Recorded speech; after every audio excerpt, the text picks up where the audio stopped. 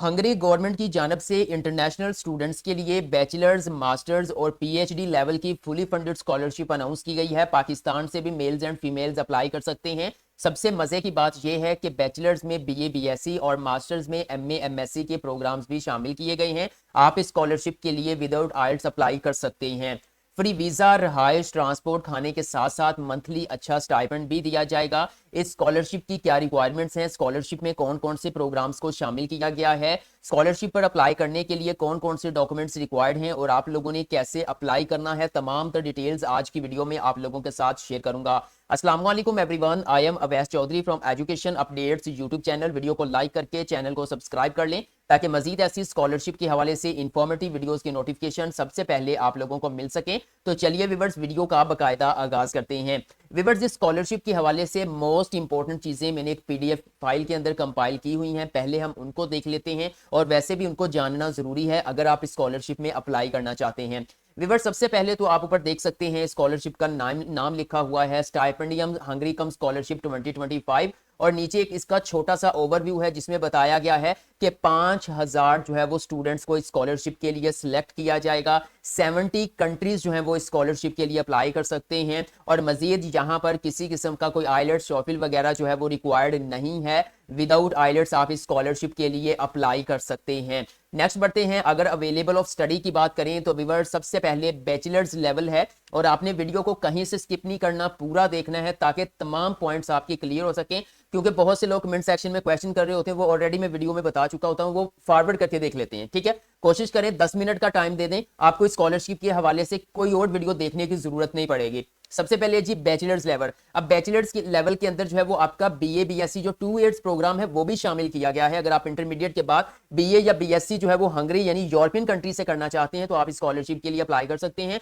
और BA, BSc के साथ बीएस प्रोग्राम भी शामिल है। उसके बाद मास्टर्स लेवल की बात करें तो मास्टर्स लेवल के अंदर एमए, एमएससी यानी 2 इयर्स प्रोग्राम को भी शामिल किया गया है। फिर आपके जो 16 इयर्स एजुकेशन के बाद एमएस, एमफिल हैं वो प्रोग्राम्स इसके अंदर शामिल हैं। ठीक है, उसके बाद डॉक्टरल डिग्री के प्रोग्राम यानी पीएचडी लेवल के प्रोग्राम्स जो है वो यहां पर शामिल किए गए हैं। आप इंटरमीडिएट पास हैं तब भी आप स्कॉलरशिप के लिए अप्लाई कर सकते हैं, यानी कि बीए, बीएससी से लेकर पीएचडी लेवल की फुली फंडेड स्कॉलरशिप के लिए आप अप्लाई कर सकते हैं। नेक्स्ट बढ़ते हैं कि अगर आपको ये स्कॉलरशिप मिल जाती है तो आपको कौन कौन से बेनिफिट्स मिलेंगे। सबसे पहली चीज जो सबसे अहम चीज होती है वो है जी ट्यूशन फी। वो ट्यूशन फी जो है वो आपकी वहीं से अदा की जाएगी, आपको बिल्कुल भी पे करने की जरूरत नहीं है। For non bachelor, non degree से मुराद ये है कि इसमें 1 साल के भी कुछ प्रोग्राम्स हैं जो जिनको आप जो डिग्री नहीं है उनको आप कोर्सेज कह सकते हैं, वो भी शामिल हैं। अच्छा, उसके बाद बैचलर्स, मास्टर्स, ये 1 टाइम मास्टर जो ऑलरेडी बता चुका हूं, एमए, एमएससी, यहां पर जो है वो आपके 43,700। ठीक है, अब ये क्या है, ये हंगरी की जो है वो एक फोनाइट या कुछ इस तरह से फॉरेंट के नाम से करेंसी है इनकी। 43,700 उनकी करेंसी के अंदर जो है वो आपको कह सकते हैं कि वजीफा दिया जाएगा, या फिर ये भी कह सकते हैं कि आपको जो है वो अकोमोडेशन के अंदर जो है वो एक जो है वो कंट्रीब्यूट वो करेंगे। ठीक है, कंट्रीब्यूशन आप इसको समझ लें। ठीक है, इसी तरह अगर पीएचडी लेवल की बात करें तो उनका 1,40,000 उनकी करेंसी है और आप पाकिस्तान में देख सकते हैं कि कितनी बनती है। ठीक है, इनको आपका जो है वो एक्सचेंज रेट जो है वो देख लीजिएगा। अच्छा, फ्री अकोमोडेशन कंट्रीब्यूशन जो है वो 40,000 मंथ का दिया जाएगा। ऊपर जो मैंने आपको बताया है वो वजीफा है आपका मंथली, आपको जेब खर्च, पॉकेट मनी दी जाएगी वहां पे। ठीक है, पीएचडी का बता दिया, बैचलर मास्टर का बता दिया। अब ये देखिए, ये 4th पॉइंट बड़ा जो है वो जरूरी है इसमें समझने वाला है। आपको जो है वो 40,000 पर मंथ उनकी करेंसी के अंदर, जो कि पाकिस्तानी तकरीबन बनता है 30,000 रुपए, वो आपको एक जो है वो कंधा लगाया जाएगा उनकी जानब से, जो कि अकोमोडेशन है वो स्टूडेंट ने खुद मैनेज करनी है। लेकिन जो मतलब रहाइश आपकी और खाना पीना, ठीक है, ये स्टूडेंट खुद मैनेज करेगा। लेकिन आपकी जो है वो उसी मैनेजमेंट में 40,000 यानी पाकिस्तानी 30,000 रुपए आपको दिए जाएंगे, यानी कि एक कंट्रीब्यूशन की जाएगी, आपको थोड़ा सा सहारा दिया जाएगा कि आप जो है ना वो उधर से भी हो गया और आप खुद भी, जाहिर बात है कि आपको जो है वो वहां पर जो है वो थोड़ा काम करने का भी मौका मिलेगा। मे बी 1 हफ्ते के अंदर जो है वो 28 घंटे जो है वो आप काम कर सकते हैं, उसका भी अच्छा रेवेन्यू वहां पे किया जाता है। उसके बाद नेक्स्ट अगर मैं बात करूं तो हेल्थ केयर इंश्योरेंस भी आपको उनकी जानब से प्रोवाइड की जाएगी। अब बात कर लेते हैं एलिजिबल कंट्रीज की। व्यूअर्स, अब पूरी दुनिया की कंट्रीज के लिए ये नहीं है, इनका एक प्रोग्राम है, एक ऑर्गेनाइजेशन है EEA। अब वो क्या चीज होती है, वो होती है यूरोपियन इकोनॉमिक एरिया। अब यूरोपियन इकोनॉमिक एरिया में जो कंट्रीज शामिल हैं वही इस स्कॉलरशिप के लिए अप्लाई कर सकते हैं। और बाकी आप देख सकते हैं, अगर आप पाकिस्तान से बाहर से वीडियो देख रहे हैं तो यहां से आप खुद देख सकते हैं, लेकिन मैं मोस्टली जो है वो पाकिस्तानियों के लिए ये वीडियो बना रहा हूं। तो यहाँ पे हमारा पाकिस्तान भी इनके प्रोग्राम का, इनकी ऑर्गेनाइजेशन का हिस्सा है। यहाँ पे आप देख सकते हैं, मैंने हाईलाइट किया हुआ है इस्लामिक रिपब्लिक ऑफ पाकिस्तान, यानी कि यहाँ से स्टूडेंट जो है वो अप्लाई कर सकते हैं स्कॉलरशिप के लिए। बाकी यहाँ पे देखें तमाम यहाँ पे कुछ यहाँ पे कंट्रीज आ जाते हैं, 70 कंट्रीज आप कह सकते हैं। अच्छा, अब आ जाते हैं जी eligibility criteria for this scholarship. Scholarship पर अप्लाई करने के लिए अहलियत का मेयार क्या है? सबसे पहली चीज तो वही आ गई है, must be from the partner country. वो मैं बता चुका हूं कि यूरोपियन इकोनॉमिक एरिया जो है वो पाकिस्तान उसमें शामिल है। अच्छा, उसके बाद ये है कि अगर आप अंडर ग्रेजुएट प्रोग्राम के लिए अप्लाई करना चाहते हैं तो आपकी एज 18 से 22 साल होनी चाहिए, इससे ज्यादा आपकी एज नहीं होनी चाहिए, यहाँ पे मेंशन किया हुआ है। आप बीए के लिए, बीएससी के लिए अप्लाई करना चाहते हैं तो देन ये एज लिमिट है। ओके, उसके बाद अगर आप पोस्ट ग्रेजुएट प्रोग्राम यानी एमएस एमफिल के लिए अप्लाई करना चाहती हैं तो आपकी एज 35 तक होनी चाहिए, इससे ज्यादा नहीं होनी चाहिए। अगर आप मास्टर यानी बैचलर्स प्रोग्राम जो हो जाता है, बीएस आ गया या 16 इयर्स एजुकेशन आ गई, तो उसके लिए जो है वो 25 साल तक जो है वो अप्लाई कर सकते हैं। ओके, ये यहाँ पे अंडर ग्रेजुएट प्रोग्राम से मुराद, वैसे तो अंडर ग्रेजुएट प्रोग्राम में जो है वो बीएस भी आता है, लेकिन बीए बीएससी के लिए अगर करना चाहते हैं तो 18 से 22 साल, अगर आप बीएस के लिए अप्लाई करना चाहते हैं तो 25 साल। ठीक है, इसी तरह अगर आप मास्टर्स यानी जिसमें आ जाता है एमए एमएससी, ठीक है, उसके लिए अप्लाई करते हैं तो 30 इयर्स। अगर आप यहाँ पे मास्टर 18 इयर्स है, जो एमएस एमफिल है उसके लिए 35 इयर्स, और अगर आप पीएचडी प्रोग्राम के लिए उसके लिए भी 35 इयर्स है। हाँ, इन केस ऑफ प्रोग्राम अगर आप full time employees of public sector universities में अप्लाई करते हैं तो वहां पे डेडलाइन 5 साल, एज रिलैक्सेशन के साथ 40 साल हो जाती है। ओके हो गया, लेकिन उसके लिए आपको एनओसी जो है वो सबमिट करवाना पड़ेगा, no objection certificate. Third number पे आ जाता है कि अगर आप अंडर ग्रेजुएट प्रोग्राम के लिए अप्लाई करना चाहते हैं तो आपकी बीए बीएससी आपके पास होनी चाहिए, या इंटरमीडिएट के बाद जो है वो डायरेक्ट आप बीएस में जा सकते हैं। अगर आप जो है वो बीए बीएससी के लिए अप्लाई करते हैं तो आपकी एजुकेशन इंटरमीडिएट होनी चाहिए। अब इंटरमीडिएट यहाँ पे एक फिर मैं एक दफा समझा देता हूँ, शायद आपको समझ ना आई हो। अगर तो आप बीएस के लिए अप्लाई करना चाहते हैं तो इंटरमीडिएट के बाद कर सकते हैं, ठीक है। आप बीए बीएससी के बाद भी बीएस 5th सेमेस्टर में जा सकते हैं। ओके, और यहाँ पे जो है वो अगर आप बीए बीएससी के लिए जाना चाहते हो, हायर सेकेंडरी स्कूल सर्टिफिकेट यानी इंटरमीडिएट आपके पास होना चाहिए। अगर आप जो है वो 16 इयर्स एजुकेशन आपने कंप्लीट कर ली है तो आप मास्टर्स पोस्ट ग्रेजुएट प्रोग्राम में जा सकते हैं, जो कि एमएस एमफिल होता है।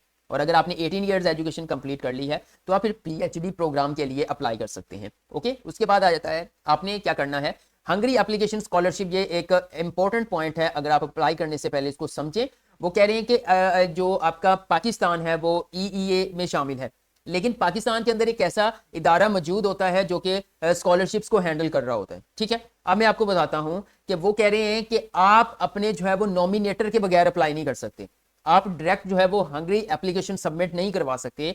आप सबसे पहले जो है वो अपने नॉमिनेशन के यहाँ एप्लीकेशन सबमिट करवाओगे, फिर आपका नॉमिनेटर जो है वो आगे का प्रोसेस शुरू करेगा। यानी कि आपने एचईसी हायर एजुकेशन कमीशन पर पहले उनके स्कॉलरशिप पोर्टल पर एप्लीकेशन जमा करवानी है, उसके बाद आपने हंगरी के जो है वो स्कॉलरशिप पोर्टल पर भी जमा करवानी है। लेकिन एक पर अगर आप सिर्फ एक पे जमा करवाते हैं, हंगरी पे अप्लाई करते हैं, एचईसी पे नहीं करते हो, तो वो नॉमिनेशन वाला सीन ही खत्म हो जाएगा, आपकी एप्लीकेशन को कैंसिल कर दिया जाएगा। ये अप्लाई करने के हवाले से जब मैं आगे चल के आपसे शेयर करूंगा देन ये चीजें मैं आपको क्लियर कर दूंगा। वीडियो स्किप नहीं करनी, वीडियो पूरी देखनी है। अच्छा, उसके बाद आ जाता है सर्टिफिकेट ट्रांसक्रिप्ट्स, यहाँ पे आ जाती हैं attached must be attested by the authorities IBHEC, मतलब एचईसी से या इंटर बोर्ड कमेटी चेयरमैन से आपकी जो है वो होनी चाहिए। हाँ, अगर वो कह रहे हैं कि आप ओ या ए लेवल से अप्लाई कर रहे हैं तो फिर इंटर बोर्ड कमेटी चेयरमैन से आपकी जो है वो अटेस्टेड होनी चाहिए, मतलब डिग्री आपका इंटरमीडिएट का रिजल्ट कार्ड इस तरह से। अटेस्टेड नहीं है तो फिर भी अप्लाई कर दीजिएगा, मैं ये आपको नहीं करूंगा, ये जरूरी जो रिक्वायरमेंट्स होती हैं उसमें बहुत सी चीजें ऐसी मेंशन होती हैं लेकिन वो नेसेसरी नहीं होती, आप अप्लाई कर सकते हैं। क्योंकि मैं इसलिए कह रहा हूं कि यहाँ पे किसी किस्म की कोई एप्लीकेशन फी नहीं है, आप स्कॉलरशिप पर बिल्कुल फ्री में अप्लाई कर सकते हैं। तो देन आप अप्लाई कीजिएगा, अपना लक जो है वो लाजमी आजमाइएगा, क्या पता अल्लाह करे आपका जैक लग जाए और आपको स्कॉलरशिप मिल जाए, अल्लाह करे मिल जाए। ठीक है, अच्छा, उसके बाद नेक्स्ट अगर मैं 8 पॉइंट की जानब चला जाऊं तो it's all for responsive professional degree like medical, engineering, nursing, architecture, law. फिर उसके बाद वेटरनरी मेडिसिन आ जाता है, first get confirmed from the councils. अच्छा, ये चीजें जो है ना जो आप, अच्छा मैं एक और चीज बताऊं यहाँ पे कि यहाँ पे मेडिकल के बहुत से शोबे मौजूद हैं, मेडिकल मेडिसिन के बहुत से मैं कहता हूँ कोई बहुत सी स्कॉलरशिप अनाउंस हुई हैं तो वहां पे कहीं किसी में 15 प्रोग्राम है, किसी में स्टडी ऑफ एरियाज जो है वो 10 हैं, इस तरह से। लेकिन यकीन करें कि इसके अंदर तकरीबन तमाम को कवर किया गया, तमाम, क्योंकि तकरीबन जो है ना वो 100+ यूनिवर्सिटीज जो है वो इसमें अपना कंट्रीब्यूशन डाल रही हैं, तो मतलब तकरीबन तमाम programs. Okay, IELTS and TOEFL scores are required where applicable. अब इसको ये ना समझ लीजिए आपने कहा था आइलेट्स के बगैर अप्लाई कर सकते हैं, यहाँ पे वेयर एप्लीकेबल ये यूनिवर्सिटी टू यूनिवर्सिटी वेरी करता है। कुछ एक दो यूनिवर्सिटीज के अंदर आइलेट्स रिक्वायर्ड है, ठीक है, बाकी यूनिवर्सिटीज के अंदर आपकी जो इंग्लिश प्रोफिशिएंसी सर्टिफिकेट है आप उसी पे अप्लाई कर सकते हैं। ओके, उसके बाद यहाँ पे वो कह रहे हैं कि आपका मेडिकल सर्टिफिकेट, यानी कि कैंडिडेट जो एप्लीकेंट है वो मेंटली एंड फिजिकली बिल्कुल फिट होना चाहिए, ठीक है, और मेडिकल सर्टिफिकेट आपका 15 नवंबर 2023 से पुराना नहीं होना चाहिए, ठीक है। अगर इशू हुआ है 15 नवंबर 2023 तो अगर इससे पहले इशू हुआ तो वो नहीं चलेगा, आप दोबारा बनवाएंगे। ओके, उसके बाद नेक्स्ट अगर बढ़े हम तो एडीएस वो हेपेटाइटिस वाला ये सारी सीन यहाँ पे आ जाती हैं। उसके बाद in case of final selection, अगर आप जब आपकी फाइनल सिलेक्शन हो जाती है तो एप्लीकेंट की जानब से एक बॉन्ड या लीगल पेपर भी एचईसी को सबमिट करवाया जाएगा, ठीक है, फाइनल अवार्ड ऑफ स्कॉलरशिप के टाइम। अच्छा, उसके बाद मजीद यहाँ पे कुछ चीजें हैं वो देख लीजिए, मैं मेन आपसे शेयर कर रहा हूँ। Applicant must be fulfil the all other requirement set of host Hungary scholarship campus public foundation. ये एक समझ लो उधर फाउंडेशन है जिन्होंने आपको अकोमोडेशन भी देना है, आपको जेब खर्च भी देना है, ठीक है, आपका मेडिकल इंश्योरेंस भी इन्होंने करनी है, ठीक है। इधर से हायर एजुकेशन कमीशन पाकिस्तान हो जाएगा। अच्छा, in case of final selection candidate submit the bond agreement, मतलब एक स्टाम्प वगैरह आपने सबमिट करवाना होगा। ओके, ये हम उम्मीद करता हूँ आपको समझ। अब आ जाते हैं जी रिक्वायर्ड डॉक्यूमेंट्स की जानब स्कॉलरशिप के लिए। कुछ डॉक्यूमेंट्स ऐसे होते हैं जो कि आपको शॉर्टलिस्ट में अहम किरदार अदा करते हैं, ठीक है। आप बहुत उन डॉक्यूमेंट्स को आप इग्नोर कर देते हैं, बाकी डॉक्यूमेंट्स का जो है ना वो पंजाबी में कहते हैं थब्बा सबमिट करवा देते हैं, तो वो नहीं। मैं आपको ये चीज बता देता हूँ। एक तो आ जाती है ऑनलाइन एप्लीकेशन फॉर्म, ये देखें, ठीक है। अब ऑनलाइन एप्लीकेशन फॉर्म कौन सा है? जो एचईसी की आप सबमिट करवाएंगे ऑनलाइन, ठीक है, वो उसका भी पीडीएफ फाइल, और जो आप हंगरीकम जो है वो स्कॉलरशिप के पोर्टल पर जमा करवाएंगे उनका भी एप्लीकेशन फॉर्म, ये दोनों हार्ड फॉर्म में अटैच करने। ओके, अच्छा, उसके बाद आ जाती है प्रोफेशनल सीवी। अच्छा, एक चीज है कि ये आपने हार्ड फॉर्म में अटैच नहीं करनी, इसको स्कैन करके अटैच करना है। अच्छा, उसके बाद आ जाती है प्रोफेशनल सीवी। आपकी जो है वो प्रोफेशनल सीवी होनी चाहिए। आप सीवी क्या करते हो, जो पाकिस्तान में आपने सीवी चला रहे होते हो, इधर से किसी कैफे से बनवा ली 100 रुपया देके, तो वो वाली सीवीज नहीं चलेगी भाई। सबसे पहले आपकी सीवी ही देखी जाती है। First impression is the last impression. CV में पावर नहीं होगी, दम नहीं होगा, वो आपकी एप्लीकेशन को देखेंगे भी नहीं, ठीक है। वो आपकी इंटरेस्ट को वहीं से समझ जाएंगे। आपकी सीवी इंटरनेशनल फॉर्मेट के मुताबिक प्रोफेशनल होनी चाहिए। उसके बाद आ जाता है जी मोटिवेशनल लेटर। अब मोटिवेशनल लेटर आप इसको मोटिवेशनल लेटर भी कहते हैं, इसको स्टडी प्लान भी कहते हैं, इसको स्टेटमेंट ऑफ पर्पस भी कहते हैं। इसका क्या होता है जी, वहाँ पे जो स्कॉलरशिप का एचआर होता है या जो सिलेक्शन कमेटी होती है, आपने इस मोटिवेशनल लेटर या स्टडी प्लान के जरिए उनको बावर करवाना होता है, yes I am suitable for this scholarship, तो मुझे मिलनी चाहिए ये। अब ऐसे नहीं है कि आप हर लाइन में I am suitable for this scholarship. इसका मतलब ये है भाई कि आपने अपने अल्फाज के अंदर प्रोफेशनल वर्ड यूज करने हैं, टेक्निकल वर्ड यूज करने हैं, ठीक है। उनको बताना है कि आपके फ्यूचर के गोल्स क्या हैं। अगर आपको ये स्कॉलरशिप मिल जाती है, मतलब आप मुझे ये स्कॉलरशिप दे देते हैं, तो आपकी जो हंगरी हुकूमत है उनको क्या फायदा होगा, उस यूनिवर्सिटी को क्या फायदा होगा, और जब आप स्कॉलरशिप कंप्लीट करके आएंगे तो पाकिस्तान के लिए आप कैसे फायदेमंद साबित होंगे। ये सारे आइडिया, गोल्स आपकी अच्छी, सारा कुछ इसमें आपने मेंशन करना है। आपका रिसर्च एरिया क्या था, आपने रिसर्च किस पे की है, वो सारा इस पे आ जाएगा, ठीक है। मिनिमम एक पेज, वैसे ये ज्यादा बनेगा, ठीक है, लेकिन मैं बता रहा हूं कि मिनिमम एक पेज का आपका स्टडी प्लान होना चाहिए, और उसका फॉन्ट स्टाइल जो है वो टाइम्स न्यू रोमन होना चाहिए, उसका फॉन्ट साइज जो है वो 12 होना चाहिए। इस चीज को आपने समझना है। ओके, उसके बाद आ जाता है रिकमेंडेशन लेटर्स, आप इनको रेफरेंसेस लेटर्स भी कह सकते हैं। ये जो है वो आप जहां से लास्ट डिग्री कंप्लीट की है वहां से आप ये जो है वो साइन करवाएंगे, ये लिखेंगे भी आप खुद, टाइप खुद करेंगे, प्रिंट खुद लेंगे और जाके उनके सामने रख देंगे। वो एक बार पढ़ेंगे, उसको स्टैम्प और सिग्नेचर कर देंगे, आपने उनको स्कैन करके साथ में अटैच करना है। अच्छा, अगर मैं एक यहाँ पे चीज बता दूं, अगर आप ये डिजाइन नहीं कर सकते या आपके पास कोई डिजाइनर नहीं है, आपको नहीं आता, आप बहुत ही रीजनेबल चार्जेस में professional CV, study plan, recommendation letter हमसे डिजाइन करवा सकते हैं। दिए गए व्हाट्सएप नंबर पर रब्ता करके आप हमसे जो है वो ये चीजें डिजाइन करवा सकते हैं। उसके बाद मजीद अगर गाइडलाइन चाहिए तो वो फ्री में आपको मैं गाइड कर दूंगा कि आपने कैसे अप्लाई करना है। उसके बाद आ जाता है CNSE एंड पासपोर्ट। पासपोर्ट है तो अच्छी बात है, उसको लगाएं, अदरवाइज आप अपना शनाख्ती कार्ड जो है वो लाजमी से स्कैन करके इसके साथ अटैच करेंगे। उसके बाद proof of language certificate, English proficiency certificate, ये भी आप अपनी यूनिवर्सिटी से बनवाएंगे, ठीक है। यूनिवर्सिटी कहेगी हाँ जी इन्होंने इंग्लिश में ही, इंग्लिश करिकुलम में इंग्लिश में ही अपनी जो है वो डिग्री कंप्लीट की है, तो इनको आइलेट्स की जरूरत नहीं है, तो देन वो आपको रिकमेंड करेंगे, ठीक है। ये वहीं से बनेगा, वहीं से आपकी यूनिवर्सिटी से। ओके, अब मैंने पहले बताया था कि आइलेट्स जो है वो यूनिवर्सिटी टू यूनिवर्सिटी वेरी करता है, तो वो ऐसा नहीं है कि मतलब आइलेट्स ही चाहिए, वो कुछ एक दो यूनिवर्सिटीज हैं जहां पे जरूरी है, अदरवाइज इंग्लिश प्रोफिशिएंसी सर्टिफिकेट के ऊपर आप जो है वो स्कॉलरशिप पे अप्लाई कर सकते हैं। स्कूल सर्टिफिकेट्स आपने अटैच करने हैं, ट्रांसक्रिप्ट आपके रिकॉर्ड्स जो हैं वो आपके जो होने चाहिए, तो सारी बात इंग्लिश में होते हैं, वो आपने अटैच करने हैं। उसके बाद मेडिकल सर्टिफिकेट आपने बना के अटैच करना है। यहाँ पे आ जाता है एक्सेप्टेंस ऑफ स्टेटमेंट फॉर कुछ यूनिवर्सिटीज के अंदर, ये भी आपको लेना पड़ेगा, कुछ की बात कर रहा हूँ मैं सारी। रिसर्च प्लान फॉर पीएचडी, आपका letter of recommendation for PhD, statement of supervisor, supervisor की जानब से भी एक स्टेटमेंट बन के आएगी अगर आप पीएचडी में अप्लाई करना चाहते हैं। पोर्टफोलियो फॉर पीएचडी, आपको पोर्टफोलियो भी आएगा। ओके होगा व्यूअर्स, ये तमाम तर चीजें तो मेन मैं आप लोगों से शेयर कर चुका हूं। अब बात कर लेते हैं कि कहां पे जाकर आप मजीद इनके डिटेल देख सकते हैं। आपने अपने ब्राउजर में आना है, ठीक है, आप मोबाइल यूजर हैं या पीसी यूजर हैं, ब्राउजर ओपन करें, यहाँ पे आके आप लिखें HEC, यहाँ पे हंगरी स्कॉलरशिप लिखते हैं। ये देखें पहले नंबर पे आ गया है जी आपके पास स्टाइपेंडियम हंगरी कम स्कॉलरशिप, इसकी मुकम्मल डिटेल है। ओके, ये देखें। उसके बाद यहाँ पे देखें एलिजिबिलिटी क्राइटेरिया, फाइनेंशियल कवरेज, ये सारी चीजें मैं आप लोगों को साथ शेयर कर चुका हूं। हाँ, अवेलेबल प्रोग्राम्स के ऊपर मैं क्लिक करता हूं, प्रोग्राम्स यहाँ पे आपको एक लिंक मिल जाएगा, इस लिंक के ऊपर आप क्लिक करेंगे तो आप जो है वो हंगरी कम स्कॉलरशिप के पोर्टल पे पहुंच जाएंगे। ये देखें, ये है जी स्टडी फाइंडर।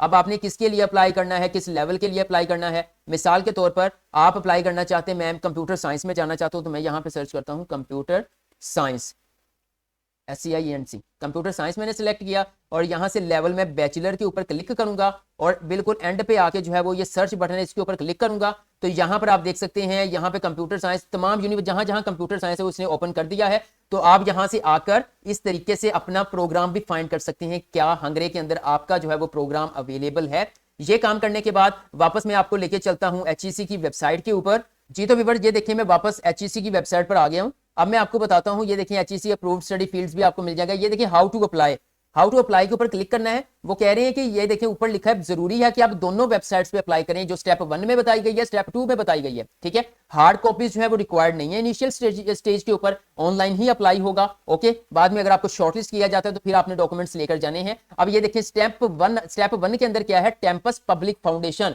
जो हंगरियन की साइड से है, जो फाउंडेशन है जिसके थ्रू ये स्कॉलरशिप है। आप सबसे पहले जो है वो उनके प्लेटफॉर्म के ऊपर भी अप्लाई करेंगे, ठीक है। आफ्टर रजिस्ट्रेशन ये देखें अप्लाई आ रहा है तो आप अप्लाई के ऊपर क्लिक करेंगे, यहाँ पे लिंक आपको मिल जाएगा। दूसरा जो स्टेप है HEC ऑनलाइन एप्लीकेशन, तो आप HEC के ऊपर भी अप्लाई करेंगे।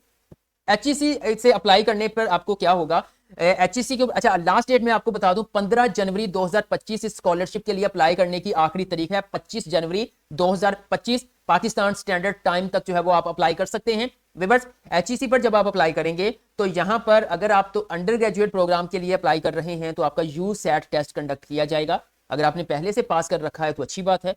अगर आप पोस्ट ग्रेजुएट प्रोग्राम के लिए अप्लाई कर रहे हैं तो यहाँ पर आपका आ जाएगा HAT test, higher aptitude test, वो कंडक्ट किया जाएगा, ठीक है। उसमें 50% मार्क्स लेना जरूरी है अगर आप इसमें शॉर्टलिस्ट होना चाहते हैं।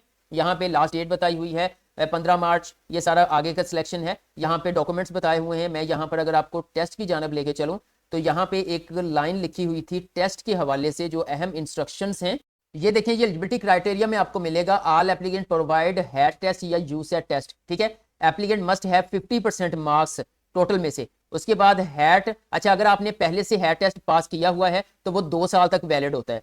पहले से पास किया तो आप वही अटैच कर सकते हैं। USAT टेस्ट जो है वो 1 साल के लिए वैलिड होता है। अगर पहले से पास है आपका तो फिर आप वही अटैच कर सकते हैं, लेकिन अगर 1 साल से पुराना है तो फिर आप जो है वो नया टेस्ट आपको यहाँ पे देना पड़ेगा। ओके हो गया व्यूअर्स। तो 15 जनवरी 2025 जो है वो रात 12 या 2 बजे तक जो है वह स्कॉलरशिप के लिए ऑनलाइन अप्लाई कर सकते हैं। दोनों वेबसाइट पर अप्लाई करना है। इस स्कॉलरशिप के हवाले से आपका कोई भी क्वेश्चन है कमेंट सेक्शन में कमेंट कीजिएगा, मैं आपको गाइड कर दूंगा। वीडियो अच्छी लगी है तो लाइक कर दें, एजुकेशन अपडेट्स को सब्सक्राइब करके बेल आइकन को प्रेस कर दें ताकि मजीद ऐसी स्कॉलरशिप के हवाले से इंफॉर्मेटिव वीडियोस के नोटिफिकेशन सबसे पहले आप लोगों को मिल सकें। आज के लिए इतना ही, इंशाल्लाह नेक्स्ट वीडियो लेकर दोबारा हाजिर हूंगा। तब तक के लिए अल्लाह हाफिज।